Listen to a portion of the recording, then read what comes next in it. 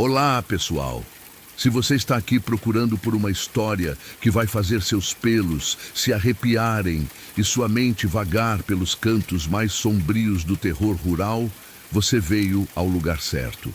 Antes de começarmos nossa jornada pelos mistérios que rondam as terras esquecidas do interior, deixe seu like no vídeo, se inscreva no canal e ative o sininho para não perder nenhuma das nossas histórias assombradas. E nos comentários, me conte. Você já passou por alguma experiência inexplicável em lugares isolados? Já sentiu aquela sensação de que estava sendo observado no meio do nada? Compartilhe suas vivências conosco, pois cada relato nos ajuda a entender melhor os mistérios que envolvem nosso imenso interior brasileiro. A história que vou contar hoje aconteceu em uma região perdida entre as divisas de Minas Gerais e Goiás, onde as estradas de terra se estendem por quilômetros sem um único poste de luz, e onde o silêncio da noite é quebrado apenas pelos sons da mata e pelos segredos que o tempo enterrou profundamente na terra vermelha.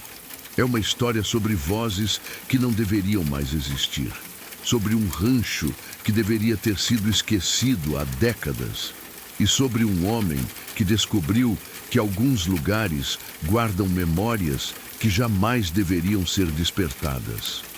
Prepare-se para conhecer a verdadeira face do horror rural, onde a solidão se transforma em terror e onde o passado nunca realmente morre.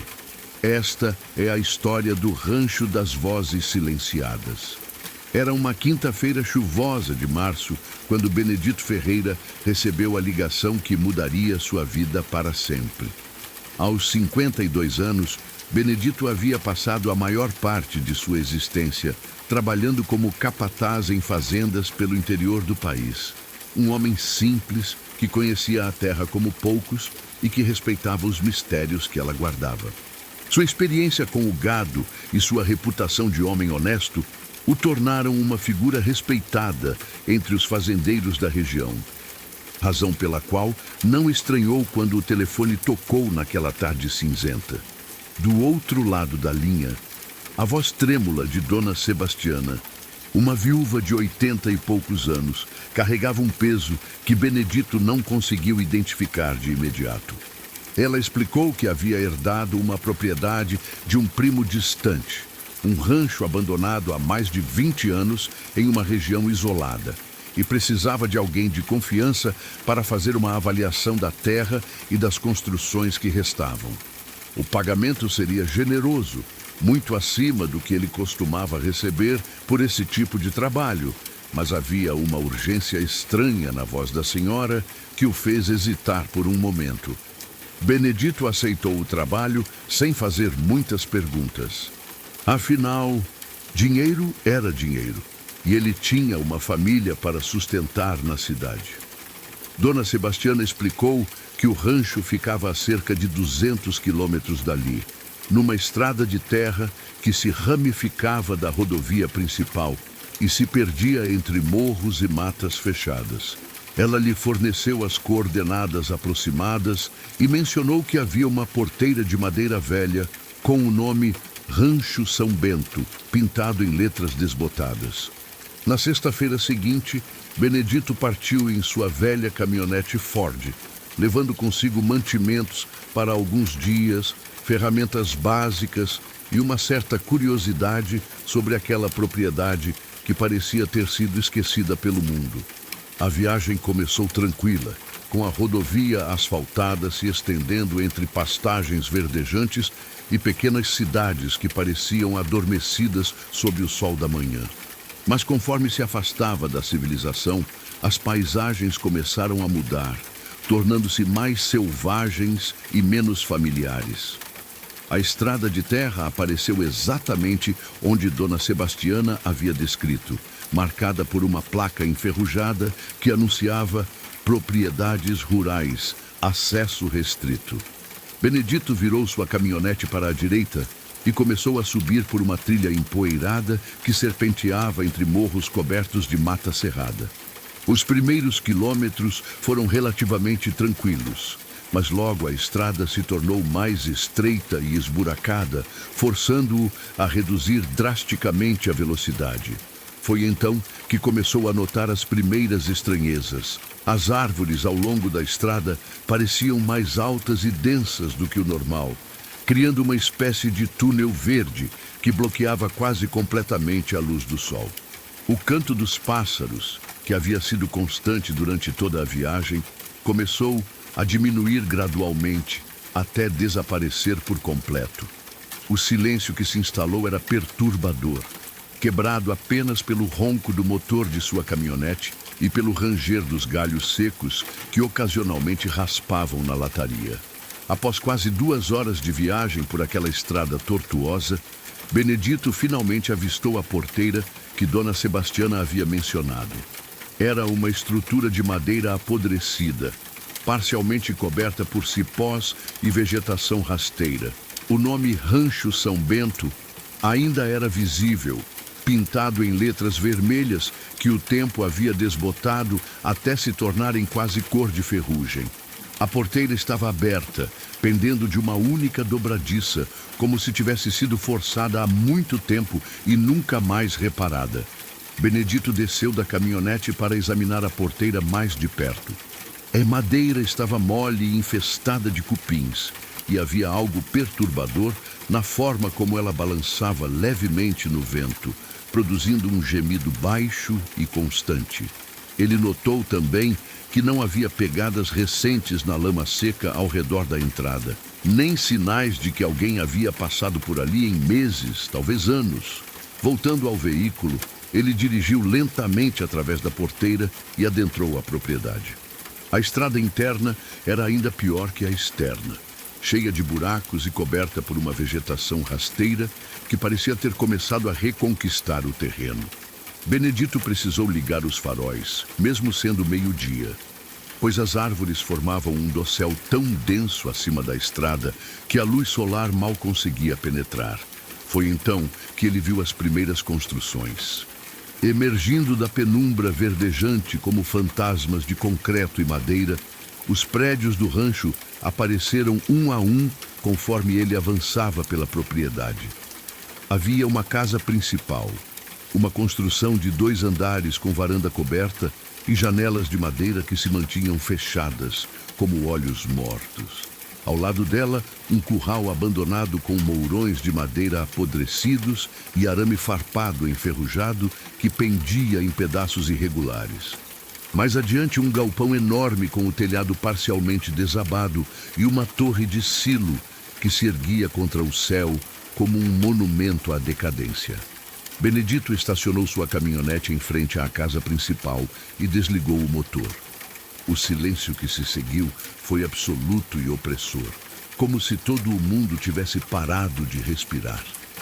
Ele permaneceu sentado por alguns momentos, observando as construções ao seu redor e tentando entender por que se sentia tão desconfortável.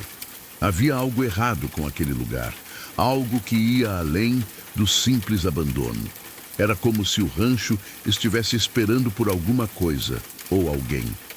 Finalmente, ele saiu da caminhonete e começou sua inspeção. A casa principal mostrava sinais claros de abandono prolongado. A tinta das paredes externas havia descascado em grandes pedaços, revelando a madeira apodrecida por baixo. As janelas estavam cobertas por uma camada espessa de poeira e teias de aranha, e a varanda da frente havia cedido parcialmente, com algumas tábuas do assoalho quebradas e pendendo perigosamente. Benedito caminhou até a porta da frente, uma pesada peça de madeira escura com dobradiças enferrujadas. Ele tentou a maçaneta e, para sua surpresa, a porta se abriu facilmente, como se não estivesse trancada. O interior da casa estava mergulhado em uma escuridão quase total, e um odor estranho flutuava no ar parado. Uma mistura de mofo, madeira podre e algo mais que ele não conseguiu identificar. Algo vagamente doce e enjoativo. Usando a lanterna de seu celular, Benedito explorou os cômodos do térreo. A sala principal ainda continha alguns móveis cobertos por lençóis empoeirados, um sofá de couro rachado, uma mesa de centro de madeira maciça e uma estante que ainda guardava alguns livros com lombadas desbotadas. Havia fotografias nas paredes, retratos em preto e branco, de pessoas que ele presumiu serem os antigos moradores do rancho. Os rostos nas fotos pareciam sérios demais, quase melancólicos, e havia algo nos olhos daquelas pessoas que o incomodava profundamente. A cozinha mostrava sinais de ter sido abandonada às pressas. Ainda havia pratos sujos na pia, cobertos por uma crosta de sujeira que sugeriu que haviam sido deixados ali por décadas. O fogão a lenha tinha sua porta aberta, revelando cinzas frias que há muito haviam perdido qualquer vestígio de calor. Na mesa da cozinha, uma xícara de café virada de cabeça para baixo havia deixado uma mancha circular permanente na madeira. Foi quando Benedito estava examinando os armários da cozinha que ouviu o primeiro som estranho.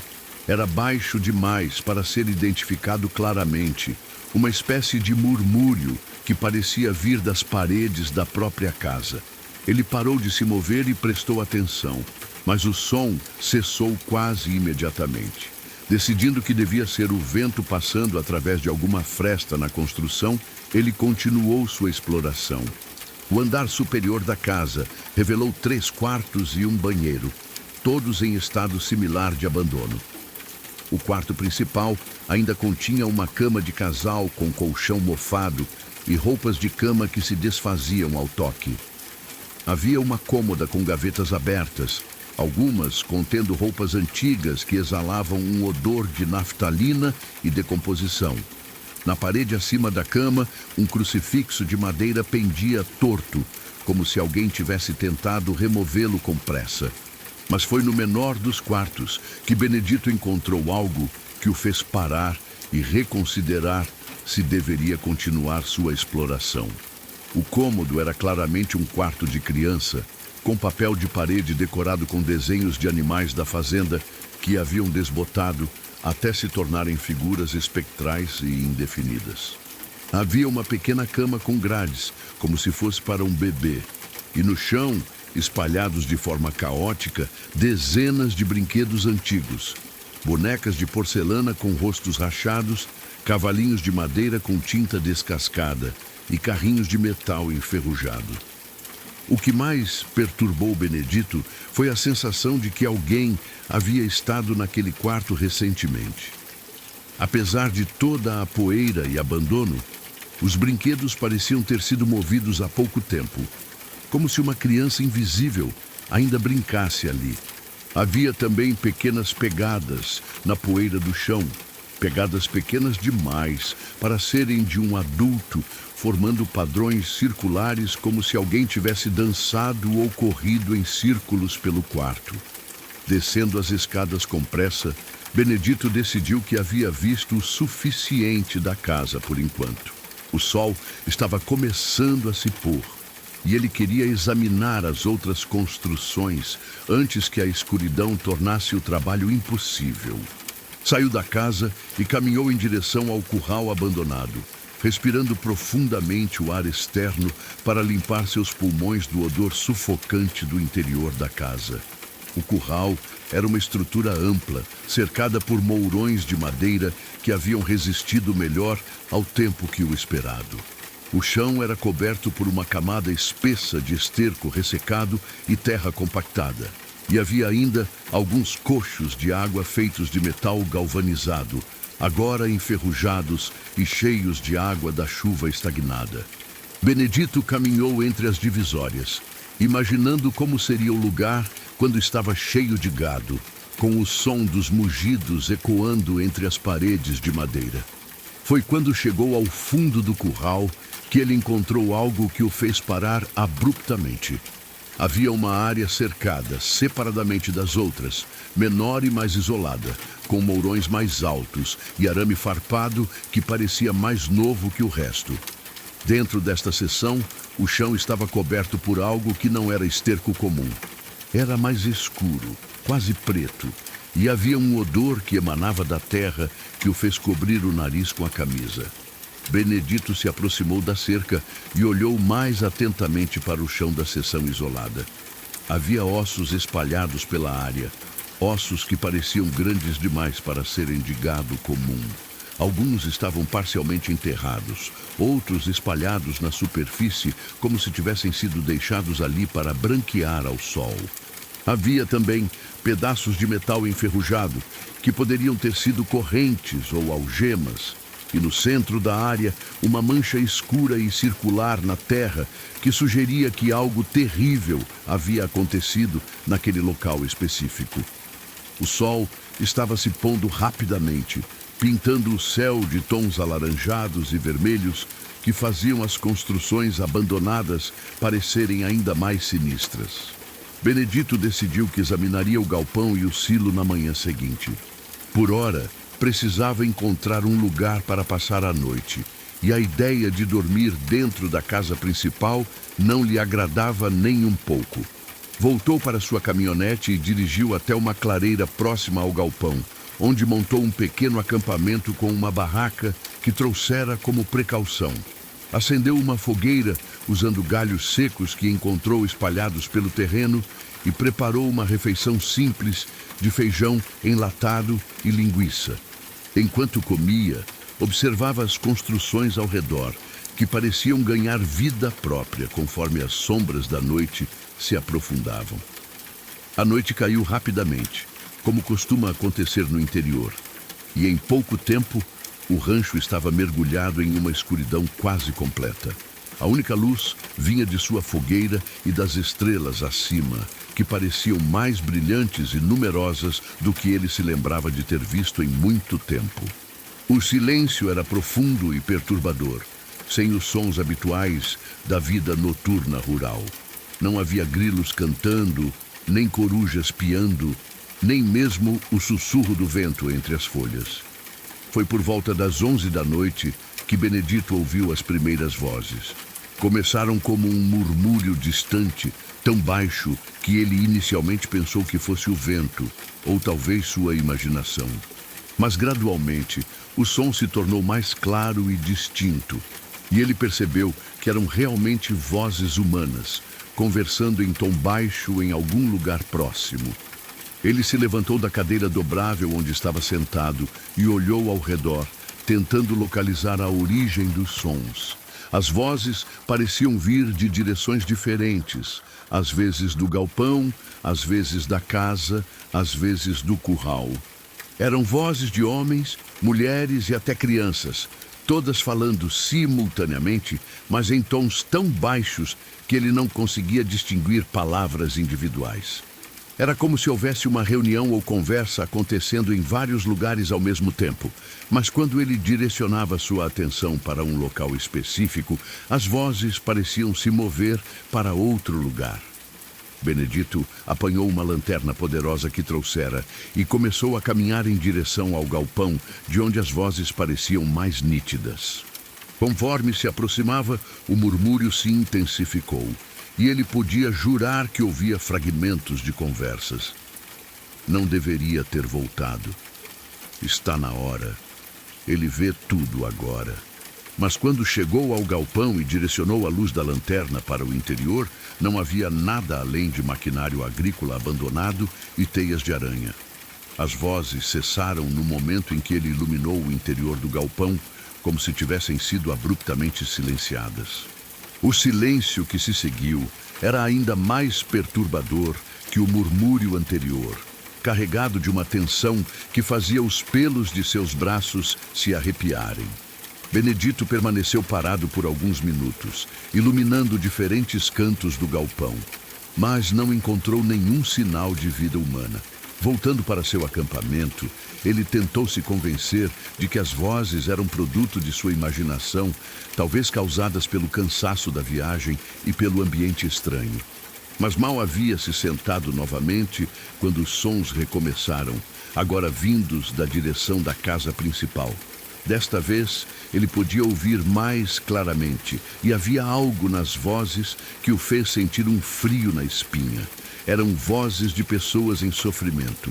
Não gritos ou lamentos óbvios, mas o tipo de sofrimento contido que vem de pessoas que perderam a esperança há muito tempo. Havia uma qualidade de resignação nas vozes, como se estivessem relatando algo terrível que haviam aceitado como inevitável. E por baixo de todas as vozes individuais, havia um som constante que ele levou alguns minutos para identificar. Era o som de correntes sendo arrastadas, metal contra pedra, em um ritmo lento e hipnótico. Benedito decidiu que precisava investigar a casa mais uma vez, mesmo que isso significasse entrar naquele ambiente sufocante e perturbador. Armado com sua lanterna e uma faca de mato que sempre carregava, ele caminhou lentamente em direção à casa principal. As vozes se tornaram mais nítidas conforme ele se aproximava, e agora ele podia distinguir palavras e frases completas. "Por favor, deixe-nos ir embora", dizia uma voz feminina carregada de desespero. "Já faz tanto tempo", murmurava uma voz de homem idoso. "Mamãe, estou com medo", choramingava uma criança. E por baixo de todas essas vozes, uma risada baixa e cruel que parecia vir de toda parte e lugar nenhum ao mesmo tempo. Benedito chegou à porta da frente da casa e hesitou. As vozes agora vinham claramente do interior, ecoando pelos corredores escuros, como se houvesse dezenas de pessoas conversando nos cômodos que ele havia explorado mais cedo. Respirou fundo e empurrou a porta, que se abriu com o mesmo gemido prolongado que havia produzido durante o dia. O interior da casa estava exatamente como ele havia deixado, mas agora havia uma qualidade diferente na escuridão. Era como se as sombras tivessem se tornado mais densas e palpáveis, movendo-se ligeiramente mesmo quando não havia vento para perturbá-las.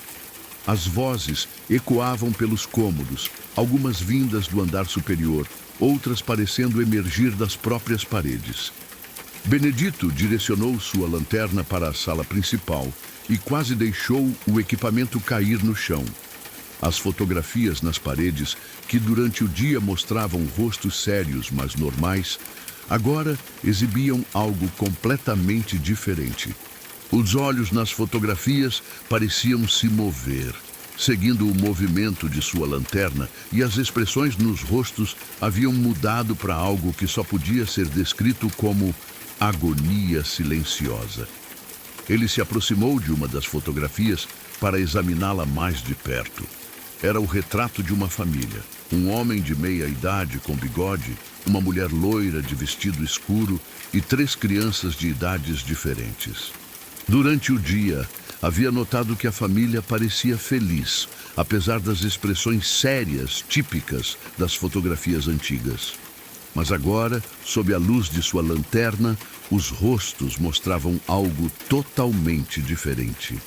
O homem parecia estar gritando, embora sua boca permanecesse fechada. Seus olhos estavam arregalados de terror e havia lágrimas visíveis descendo por suas bochechas. A mulher tinha uma expressão de desespero absoluto, e suas mãos, que durante o dia pareciam estar simplesmente pousadas no colo, agora pareciam estar lutando contra algemas invisíveis. As crianças olhavam diretamente para Benedito com uma expressão que o fez recuar instintivamente. Eram olhos de quem havia visto coisas que nenhuma criança deveria ver. As vozes se intensificaram conforme ele observava a fotografia, e agora ele podia ouvir claramente o que estavam dizendo. "Ele nos manteve aqui", dizia a voz do homem na fotografia. "Nossas crianças. O que ele fez com nossas crianças?", soluçava a mulher. "Ajude-nos, por favor", imploravam as vozes infantis em uníssono. Benedito recuou da parede, mas as vozes o seguiram, ecoando por toda a casa. Ele correu para a cozinha, esperando encontrar um ambiente mais normal, mas lá as vozes eram ainda mais intensas. A xícara de café virada que havia visto durante o dia agora estava em pé, cheia de um líquido escuro que fumegava ligeiramente. A torneira da pia pingava com um som metálico constante, cada gota ecoando como um sino funeral no silêncio tenso. Foi então que ele viu a figura na janela da cozinha. Era apenas uma silhueta contra a escuridão externa, mas havia algo profundamente errado com sua forma. Era alta demais, magra demais, e se movia de uma maneira que desafiava as leis da física. A cabeça se inclinava em ângulos impossíveis. E quando a figura notou que Benedito a estava observando, ela começou a bater na janela com movimentos lentos e deliberados. As batidas na janela criaram um ritmo hipnótico que parecia sincronizar com as vozes que ecoavam pela casa.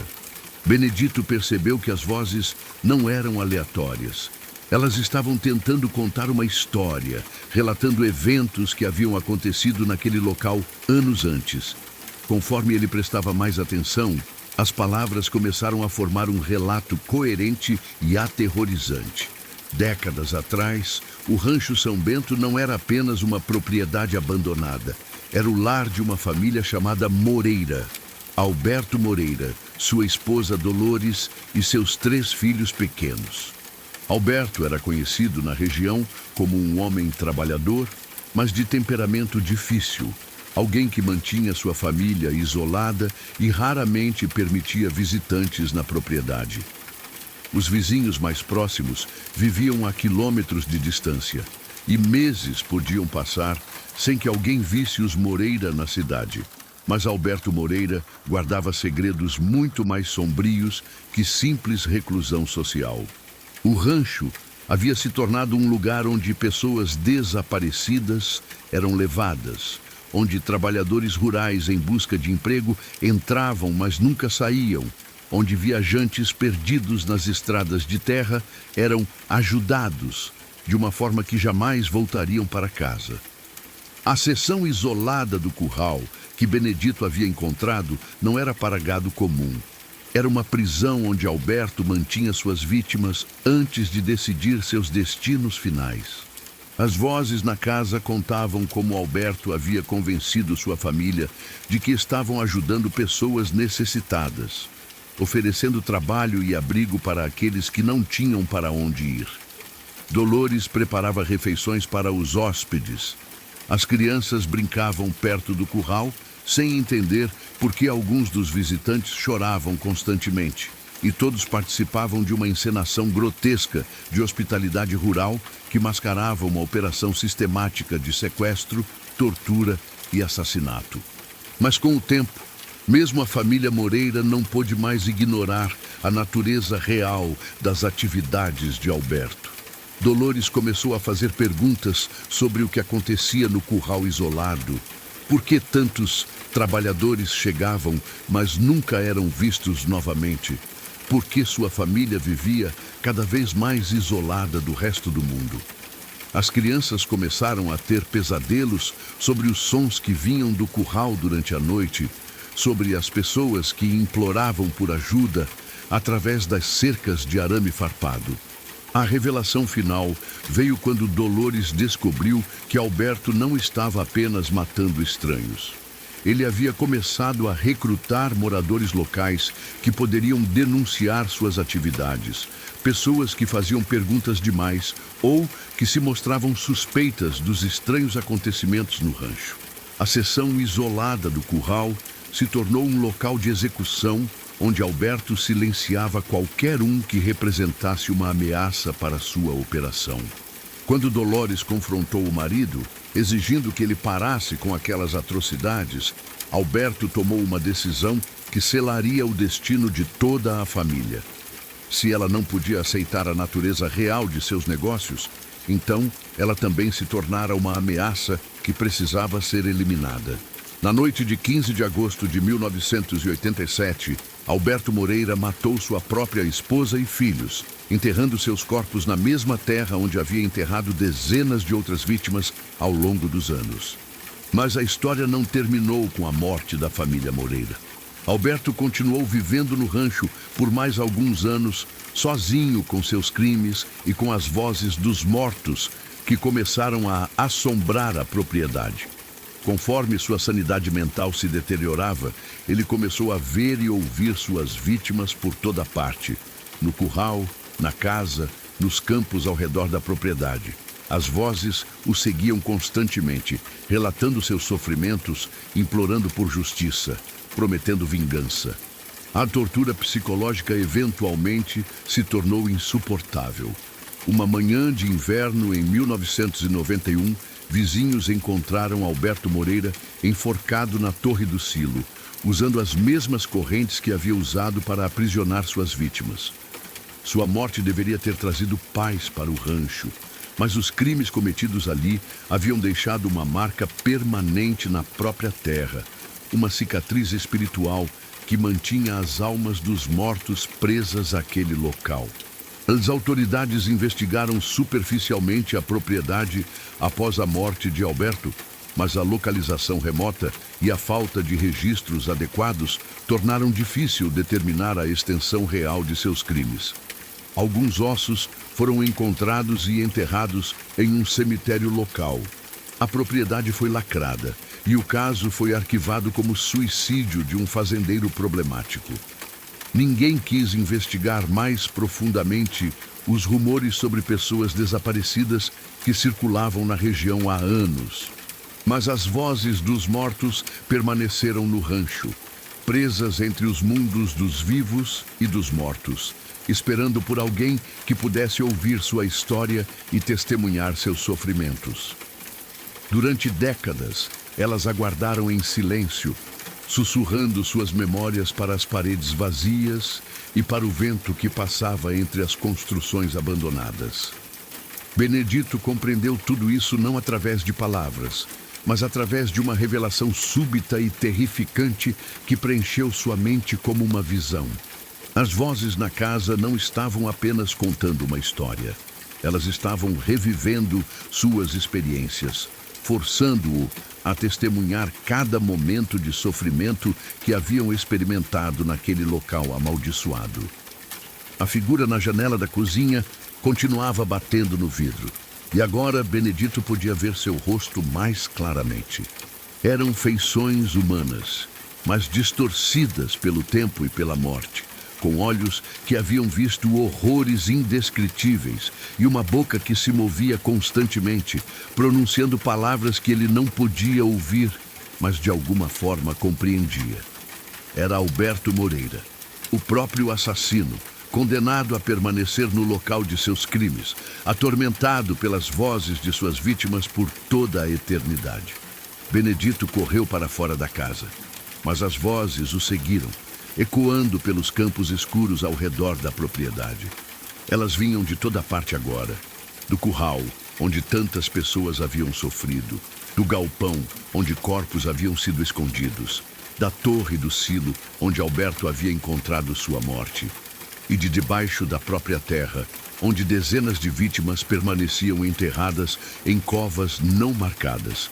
Ele correu de volta para seu acampamento, mas descobriu que a fogueira havia se extinguido, deixando-o na escuridão total.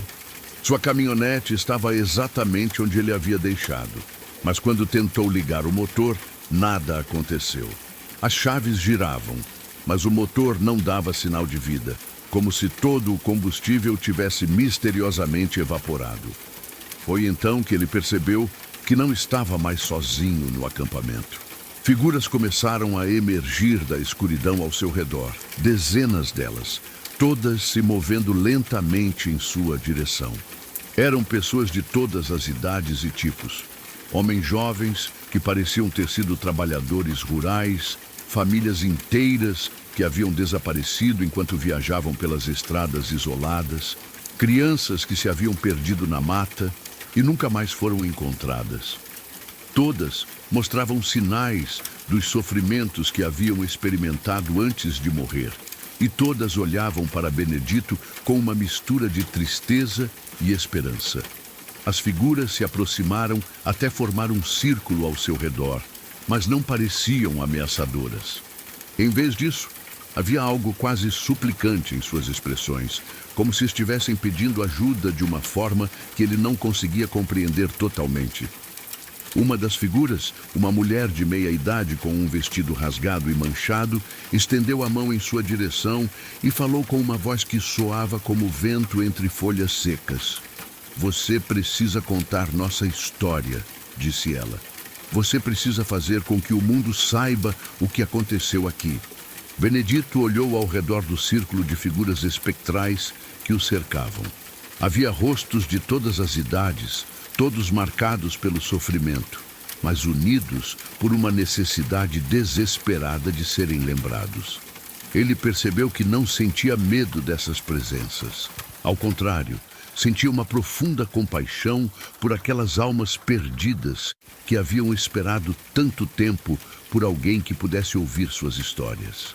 Como posso ajudar vocês? Perguntou ele, surpreso por estar conversando com os mortos como se fosse a coisa mais natural do mundo. A mulher sorriu tristemente e apontou para a torre do silo que se erguia contra o céu noturno. Nossos restos mortais ainda estão espalhados pela propriedade, explicou ela.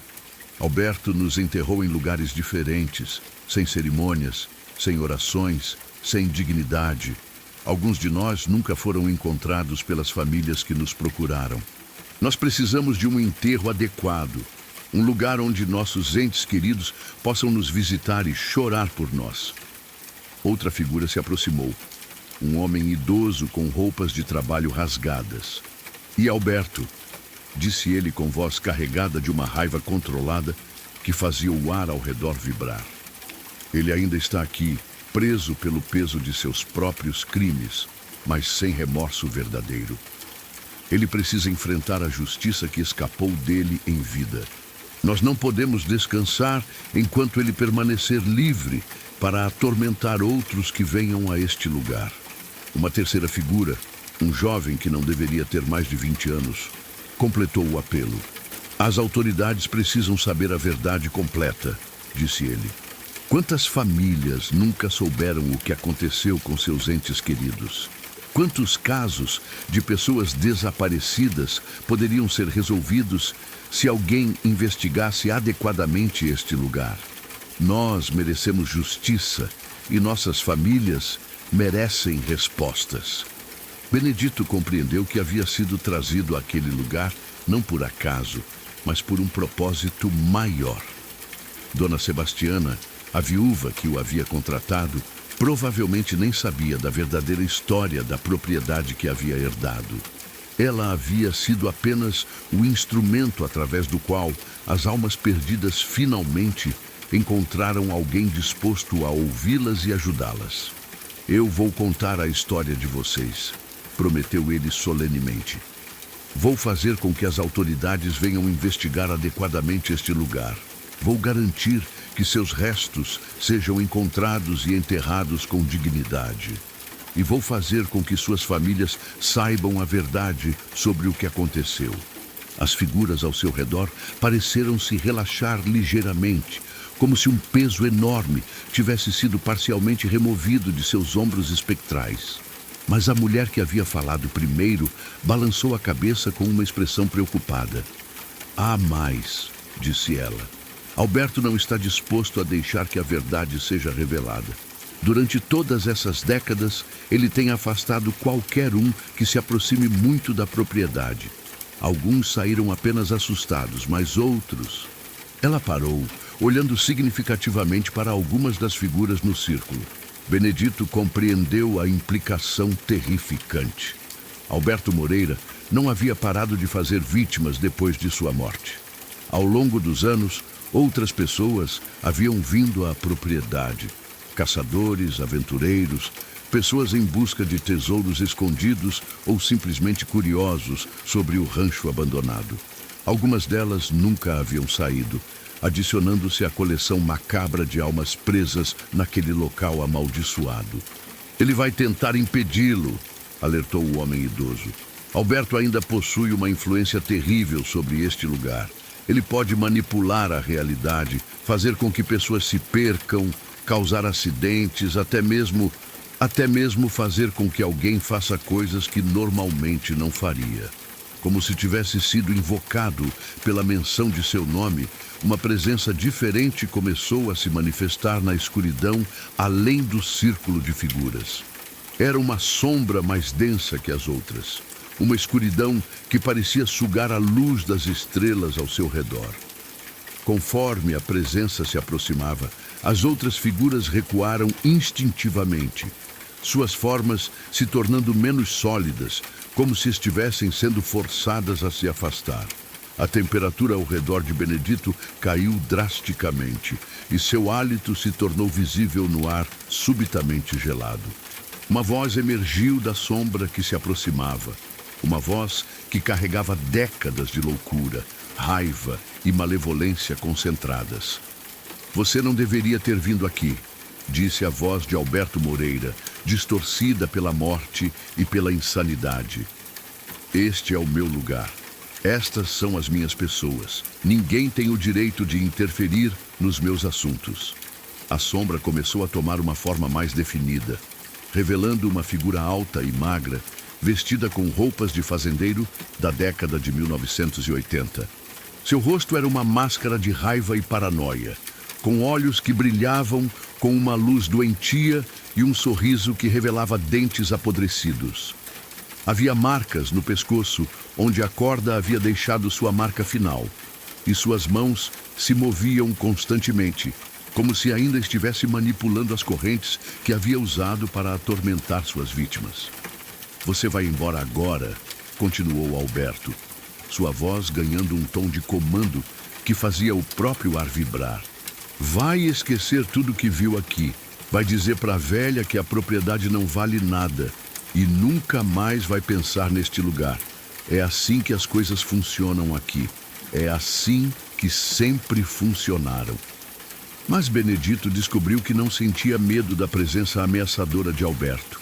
A compaixão que havia desenvolvido pelas vítimas do fazendeiro se transformou em uma determinação férrea que o surpreendeu.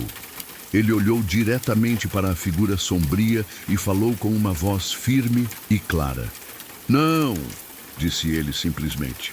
Seu tempo de controle acabou. Essas pessoas merecem justiça e suas famílias merecem saber a verdade. Você não pode mais intimidar ou silenciar ninguém. A reação de Alberto foi explosiva.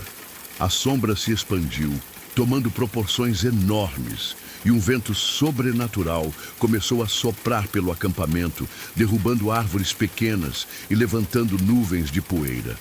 As construções ao redor emitiram sons como gemidos de agonia, e a própria terra começou a tremer ligeiramente sob os pés de Benedito. Você não sabe com quem está lidando, berrou Alberto, sua voz ecoando por toda a propriedade como o rugido de uma fera ferida. Eu fiz desta terra o meu reino. Eu controlo tudo aqui.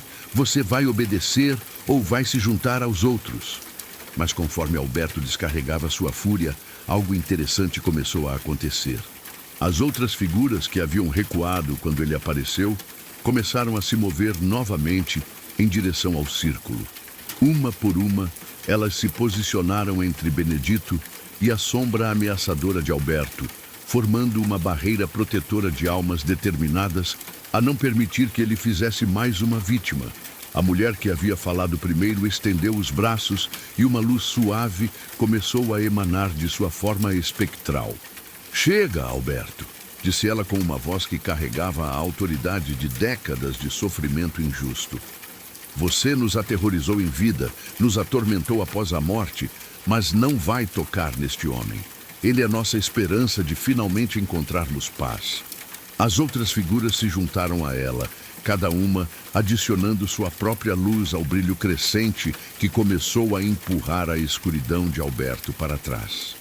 Pela primeira vez em décadas, as vítimas estavam se unindo contra seu torturador, encontrando força na presença de alguém vivo que acreditava nelas e estava disposto a lutar por elas.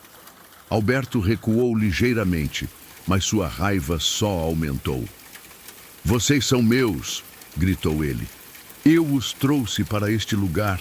Eu decidi seus destinos. Vocês me pertencem para sempre. Nenhum intruso vai mudar isso. A batalha entre a luz das vítimas e a escuridão do assassino se intensificou, com ondas de energia sobrenatural varrendo a propriedade. Benedito sentiu-se no centro de uma tempestade cósmica, testemunhando uma guerra entre o bem e o mal, que se desenrolava há décadas naquele local esquecido. Foi então que ele compreendeu o que realmente precisava fazer. Não era suficiente apenas prometer contar a história das vítimas. Ele precisava quebrar o poder que Alberto exercia sobre a propriedade. E havia apenas uma maneira de fazer isso. Benedito caminhou até sua caminhonete e abriu a caixa de ferramentas na caçamba. Entre as chaves inglesas e martelos, ele encontrou o que procurava, uma pequena pá dobrável que sempre carregava para emergências. Com a ferramenta na mão, ele caminhou determinadamente em direção à torre do silo, onde Alberto havia terminado sua própria vida e onde, segundo as vozes dos mortos, ainda havia evidências físicas de seus crimes. "O que você está fazendo?" rugiu Alberto, sua forma sombria se movendo rapidamente para interceptá-lo. "Não se atreva a tocar em minhas coisas." Mas as figuras das vítimas se moveram mais rapidamente, formando um corredor protetor que permitiu a Benedito chegar à base da torre. Ali, exatamente onde as vozes haviam indicado, ele começou a cavar. A terra estava estranhamente macia, como se já tivesse sido perturbada muitas vezes antes, e logo sua pá atingiu algo duro e metálico. Eram correntes, dezenas delas enferrujadas e manchadas, mas ainda reconhecíveis, como os instrumentos de tortura que Alberto havia usado para aterrorizar suas vítimas. Conforme Benedito as desenterrava, exponho-as à luz das estrelas. A força da sombra de Alberto começou a diminuir visivelmente. "Não deixe isso onde está!" implorou o espírito do assassino, mas agora sua voz soava mais como a de um homem desesperado do que a de um monstro ameaçador. "Você não compreende. Se você expor tudo isso, eu vou ter que... Vai ter que enfrentar as consequências de seus atos", completou Benedito, continuando a cavar. "Vai ter que prestar contas por cada vida que você destruiu, por cada família que você dilacerou, por cada momento de sofrimento que você causou." Conforme mais evidências eram expostas, pedaços de roupa, objetos pessoais, ossos que haviam sido enterrados às pressas, as figuras das vítimas se tornaram mais sólidas e brilhantes, enquanto Alberto se tornava cada vez mais fraco e indefinido. Era como se seu poder sobre o local dependesse do segredo que envolvia seus crimes. E conforme a verdade era literalmente desenterrada, sua influência maligna se desvanecia. A escavação revelou não apenas as correntes, mas um verdadeiro arquivo de horrores que Alberto havia mantido enterrado por décadas.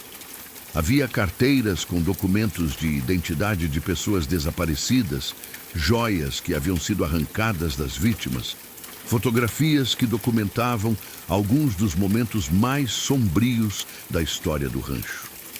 Era evidência suficiente para conectar Alberto a dezenas de desaparecimentos que haviam permanecido sem solução por anos. Quando o primeiro raio de luz do amanhecer tocou o horizonte, uma transformação dramática começou a varrer a propriedade. A presença opressiva que havia dominado o local durante a noite começou a se dissipar como névoa matinal. As construções abandonadas pareceram menos sinistras, a vegetação não parecia mais tão densa e ameaçadora, e até mesmo o ar se tornou mais leve e respirável. As figuras das vítimas começaram a se despedir uma por uma. A mulher que havia falado primeiro se aproximou de Benedito com uma expressão de gratidão profunda. "Você fez isso", disse ela, sua voz agora soando mais como uma brisa suave do que como o vento entre folhas secas. "Você nos libertou de décadas de tormento. Agora podemos descansar e nossas famílias podem finalmente saber a verdade." O homem idoso também se aproximou, estendendo uma mão espectral que Benedito pôde realmente sentir por um breve momento. A justiça será feita, disse ele. As autoridades virão, os corpos serão encontrados e enterrados adequadamente, e os casos não solucionados finalmente serão fechados. Você deu a todos nós o presente da paz. Uma por uma, as figuras se desvaneceram na luz crescente da manhã, cada uma oferecendo palavras de gratidão antes de partir para o descanso que haviam esperado por tanto tempo. Logo apenas Benedito permanecia no local, cercado pelas evidências que havia desenterrado e pelos primeiros sons normais da vida rural que retornavam à propriedade. Pássaros cantando, insetos zumbindo, o sussurro natural do vento entre as árvores. Alberto Moreira havia desaparecido completamente, sua presença maligna finalmente banida do local onde havia causado tanto sofrimento. Com a exposição de seus crimes e a libertação de suas vítimas, o poder que ele exercia sobre o rancho havia sido quebrado para sempre. Benedito passou o resto do dia documentando tudo o que havia encontrado, fotografando as evidências com seu celular e fazendo anotações detalhadas sobre a localização de cada item. Quando sua caminhonete misteriosamente voltou a funcionar, como se a influência sobrenatural que a havia desabilitado tivesse sido removida, ele carregou cuidadosamente todas as evidências no veículo. A viagem de volta à civilização foi completamente diferente da jornada de chegada. A estrada de terra parecia mais larga e menos ameaçadora. A vegetação havia perdido sua qualidade opressiva e havia sinais de vida por toda parte que não existiam antes. Era como se a própria terra estivesse se curando da ferida espiritual que a havia infectado por décadas. Benedito dirigiu diretamente para a delegacia de polícia mais próxima, onde relatou tudo o que havia descoberto. Inicialmente, os oficiais se mostraram céticos em relação à sua história, mas as evidências físicas que ele havia trazido eram impossíveis de ignorar. Os documentos de identidade correspondiam a casos de pessoas desaparecidas que remontavam aos anos 1970, e os objetos pessoais forneceram conexões concretas com famílias que haviam procurado por seus entes queridos por décadas. Uma investigação completa foi iniciada imediatamente. Equipes forenses foram enviadas ao rancho, onde encontraram exatamente o que as vozes dos mortos haviam prometido.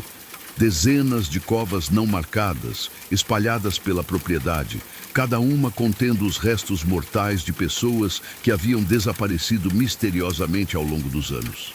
A seção isolada do curral revelou ser um verdadeiro cemitério de vítimas, e a casa principal continha evidências de que havia sido usada para aprisionar pessoas antes de serem mortas. Os resultados da investigação fizeram manchetes em jornais de todo o país.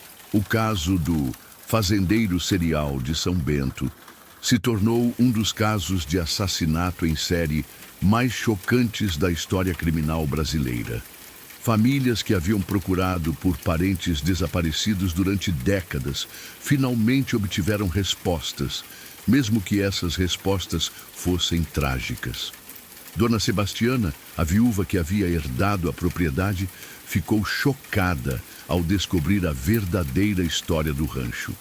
Ela imediatamente doou a terra para o Estado, estipulando que fosse transformada em um memorial para as vítimas de Alberto Moreira. Um pequeno cemitério foi construído no local, onde todos os restos mortais identificados foram enterrados adequadamente, com lápides que carregavam os nomes das vítimas e mensagens de suas famílias. O rancho em si foi demolido, suas construções sinistras removidas para sempre da paisagem rural. Em seu lugar, cresceu um jardim memorial com árvores nativas e flores silvestres, um local de paz onde as famílias das vítimas podiam vir prestar suas homenagens e encontrar a closure que haviam buscado por tanto tempo. Benedito nunca voltou ao local que havia se tornado o memorial das vozes silenciadas. mas frequentemente recebia cartas de famílias gratas que finalmente haviam encontrado paz, sabendo o que havia acontecido com seus entes queridos. Ele havia se tornado uma figura respeitada na região, conhecido como o homem que havia dado voz aos mortos e trouxe justiça para aqueles que não podiam mais falar por si mesmos. Mas talvez a maior recompensa de Benedito fosse algo que apenas ele podia perceber. As noites silenciosas e tranquilas que se seguiram ao seu retorno do rancho. Não havia mais vozes sussurrando em seus ouvidos. Não havia mais pesadelos sobre figuras sombrias. Não havia mais a sensação perturbadora de estar sendo observado por olhos invisíveis. As vozes dos mortos haviam finalmente encontrado paz. E com elas, a própria terra havia sido curada de uma ferida que sangrava há décadas. Anos depois, quando pessoas perguntavam a Benedito sobre sua experiência no rancho assombrado, ele sempre respondia da mesma forma. Às vezes os mortos não querem nos assustar. Às vezes, eles só querem que alguém escute suas histórias e se lembre deles. Todo mundo merece ser lembrado, mesmo depois da morte. Todo mundo merece justiça, mesmo que ela chegue tarde. E em noites especialmente silenciosas, quando o vento soprava suavemente através dos campos rurais da região, aqueles que sabiam ouvir podiam perceber algo novo no ar. Não eram mais lamentos ou pedidos de ajuda, mas algo muito mais poderoso e consolador. Eram sussurros de gratidão, ecos de paz e o som suave de almas que finalmente haviam encontrado seu caminho para casa. O Rancho São Bento não existe mais, mas sua história continua a ser contada. É uma lembrança de que a justiça pode ser atrasada, mas nunca negada para sempre. É um testemunho do poder da compaixão e da coragem de uma pessoa disposta a ouvir as vozes dos esquecidos. E é uma promessa de que, mesmo nos lugares mais sombrios e isolados, a luz da verdade eventualmente brilhará, trazendo paz para os mortos e closure para os vivos. As vozes silenciadas finalmente haviam sido ouvidas e sua história havia sido contada. E naquele memorial silencioso, onde flores silvestres cresciam sobre terra que havia conhecido tanto sofrimento, a paz reinava eternamente, protegida pelo sacrifício daqueles que haviam dado suas vidas para que a verdade viesse à luz. Esta foi a história do Rancho das Vozes Silenciadas, onde a justiça chegou tarde, mas chegou completa, e onde as almas perdidas finalmente encontraram o descanso que mereciam. E se você algum dia se encontrar em uma estrada escura e isolada, ouvindo vozes que não deveria ouvir, lembre-se, às vezes, os mortos só querem contar suas histórias. Às vezes, tudo o que eles precisam é de alguém corajoso o suficiente para ouvir. E agora me digam nos comentários, vocês acreditam que lugares podem carregar memórias de eventos traumáticos? Já sentiram presenças inexplicáveis em locais abandonados? Suas experiências são importantes para nós. E quem sabe talvez se tornem a próxima história que contaremos aqui no canal. Não se esqueçam de deixar seu like, se inscrever no canal e ativar as notificações. Até a próxima história assombrada.